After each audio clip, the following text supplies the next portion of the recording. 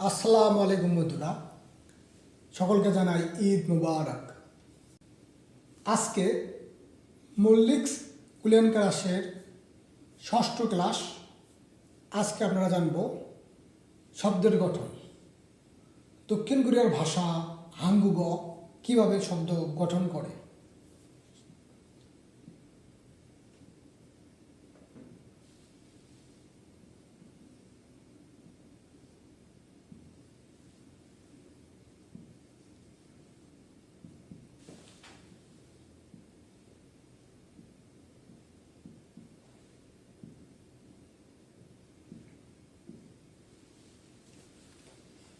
বন্ধুরা, শব্দের গঠন তিন প্রকার। প্রথমত সিভি, দ্বিতীয়ত সি ভি সি এবং সর্বশেষ সি ভি সি। এখানে সিতে কনসোনেন্ট, ভিতে ভাওয়াল। তো আমরা এবার এক নম্বর rules C plus V CV এর নিয়ম ফলো করে শব্দ গঠন করব।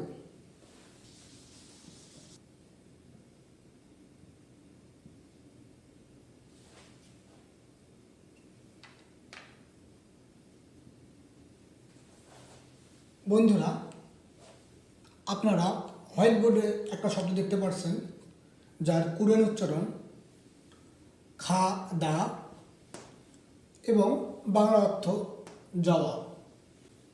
এখান থেকে অন্য জায়গায় যাওয়া বা ঢাকা থেকে নোয়াখালীতে যাওয়া, নোয়াখালী থেকে চট্টগ্রামে যাওয়া, বুসান থেকে সিউলে যাওয়া। আমরা যদি এই শব্দটা বিশ্লেষণ করি তাহলে এখানে গিয়ক অর্থাৎ কনসোনেন্ট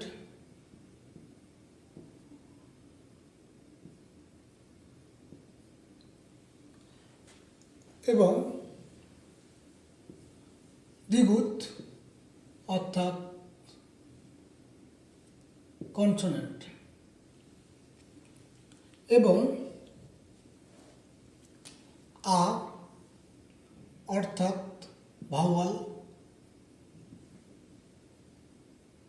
আ অর্থাৎ ভাওয়াল। তাহলে খা দা, খাদা, বাংলা অর্থ যাওয়া। এখানে consonant plus Bhawal, consonant plus Bhawal অর্থাৎ সম্পূর্ণটা সিভি, একটি পূর্ণাঙ্গ সিভি আকারে শব্দ গঠন করেছে।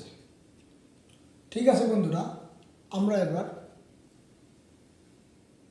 আরেকটি উদাহরণ দ্বারা বুঝব সিভি কিভাবে শব্দ গঠন করে।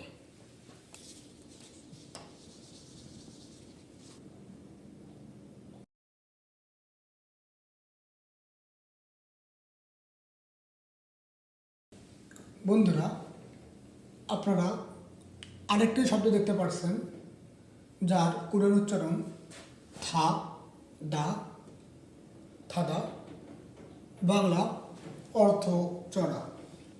এইখানে থিউত অর্থাৎ কনসোনেন্ট, দ্বিগুত কনসোনেন্ট এবং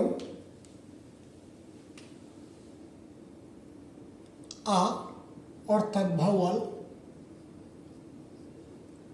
আ অর্থাৎ ভাওয়াল। তাহলে থা দা, থাদা, বাংলা অর্থ চড়া, সিবি এখানে থিউত প্লাস আ সিবি,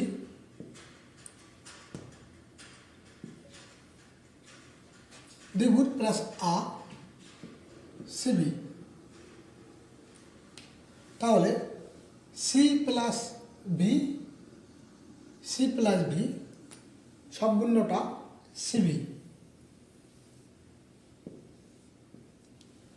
একটি শব্দ গঠন করেছে। তাহলে বন্ধুরা আমরা সম্পূর্ণ বুঝতে পারলাম কনসোনেন্ট ভাওয়াল কীভাবে শব্দ গঠন করে।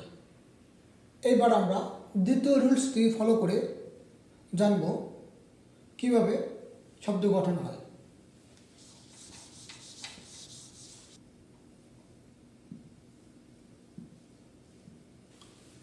বন্ধুরা দ্বিতীয় রুলসটি হচ্ছে সি ভি সি। আমরা দেখব কীভাবে শব্দ গঠন করে।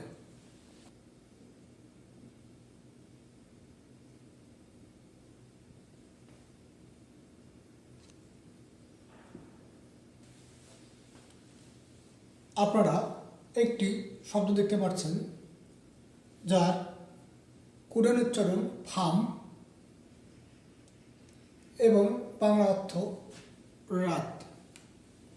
কোরিয়ানরা কোরিয়ান ভাষায় তাদের নিজস্ব ভাষায় রাতকে ফার্ম বলে থাকে। এখানে ফিউপ অর্থাৎ কনসোনেন্ট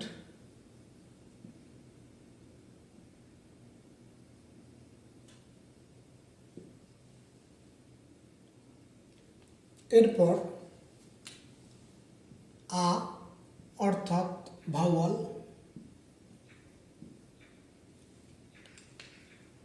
এবং নিচে মিউম অর্থাৎ ব্যঞ্জনবর্ণ কনসোনেন্ট। তাহলে ফার্ম ফিউপ প্লাস আ প্লাস মিউম অর্থাৎ C plus V plus C, ব্যঞ্জনবর্ণ প্লাস স্বরবর্ণ প্লাস ব্যঞ্জনবর্ণ সব মিলিয়ে C V C, C V এবং সি। কনসোনেন্ট ভাওয়াল কনসোনেন্ট এর মাধ্যমে শব্দ গঠিত হয়েছে। আমরা আরেকটি উদাহরণের মাধ্যমে জানব কিভাবে সিবিসি শব্দ গঠন করে।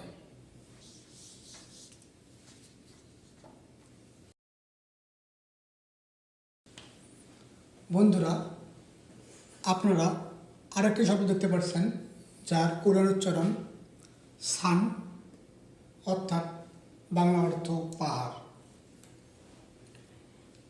এখানে কনসোনেন্ট সিউথ কনসোনেন্ট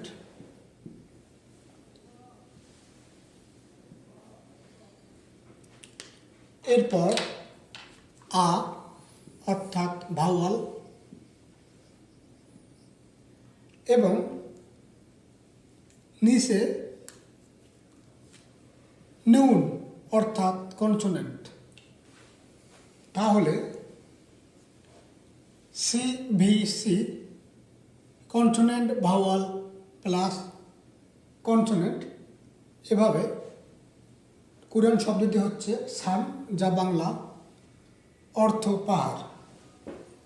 তাহলে বন্ধুরা আমরা বুঝলাম সিবিসি কিভাবে পুরা একটা শব্দ গঠন করে,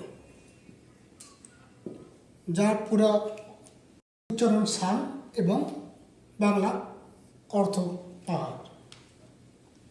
ঠিক আছে বন্ধুরা, আমরা এবার 3 নম্বর রুলসটি ফলো করে কীভাবে দক্ষিণ কোরিয়ার ভাষার শব্দ গঠিত হয় তা জানব।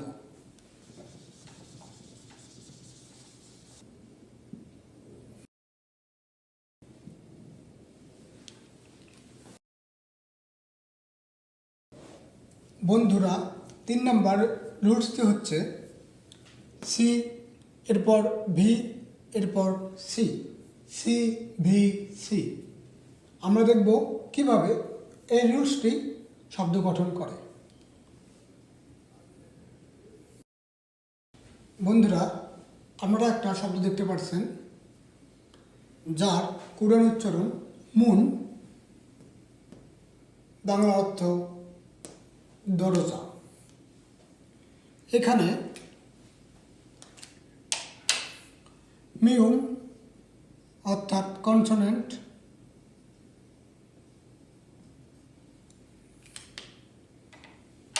এরপর উ অর্থাৎ ভাওয়াল এবং নিচে নিউন অর্থাৎ কনসোনেন্ট। তাহলে বন্ধুরা, এখানে সি, ভি, সি ব্যঞ্জনবর্ণ, স্বরবর্ণ, ব্যঞ্জনবর্ণ। মুন যে শব্দটি গঠন করেছে তার কোরআন উচ্চারণ মুন, বাংলা অর্থ দরজা। তাহলে বন্ধুরা, আপনারা বুঝতে পারলেন সিবিসি কীভাবে সম্পূর্ণ একটি শব্দ গঠন করে।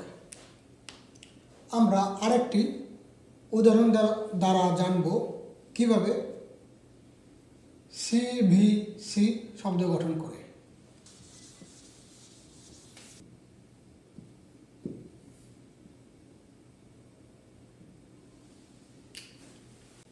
বন্ধুরা, আপনারা আরেকটি শব্দ দেখতে পাচ্ছেন যার কোরআন উচ্চারণ নুন, বাংলা অর্থ তুষার অর্থাৎ শোনো। বাংলাদেশে কখনো তো মাইনাস তাপমাত্রা নামেনি, অর্থাৎ আমরা কখনো তুষার দেখতে পাইনি। আমি কখনো দেখতে পাইনি, এখন আপনারা দেখছেন কিনা আমি জানি না। তো সেই তুষার এর কোরআন শব্দ নুন।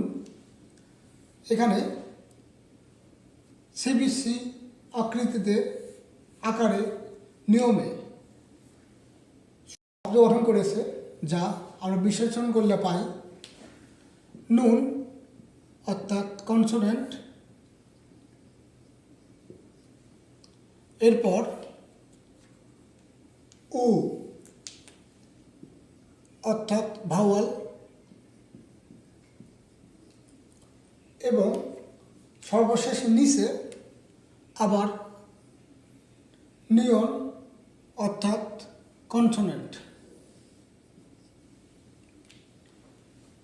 তাহলে বন্ধুরা, আপনারা বুঝলেন C, V, C consonant plus vowel plus consonant কীভাবে সম্পূর্ণ একটি শব্দ গঠন করে এবং ব্যঞ্জনবর্ণ, স্বরবর্ণ এবং ব্যঞ্জনবর্ণ। কোরআন ভাষার নিয়মে যে শব্দ গঠিত হয় তা আপনারা বুঝলেন। এই তিনটি পর্যায়ে সিভি, সিভিসি এবং সিভিসি এইভাবে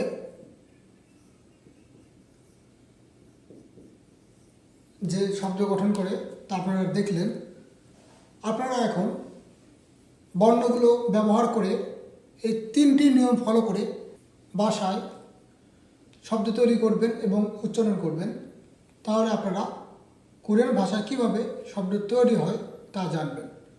ঠিক আছে বন্ধুরা, আজকে আমাদের ক্লাস এই পর্যন্তই। সবাই ভালো থাকবেন, সুস্থ থাকবেন এবং সেই সাথে আমি আপনাদেরকে আবারও জানাই ঈদ মুবারক। আল্লাহ হাফেজ।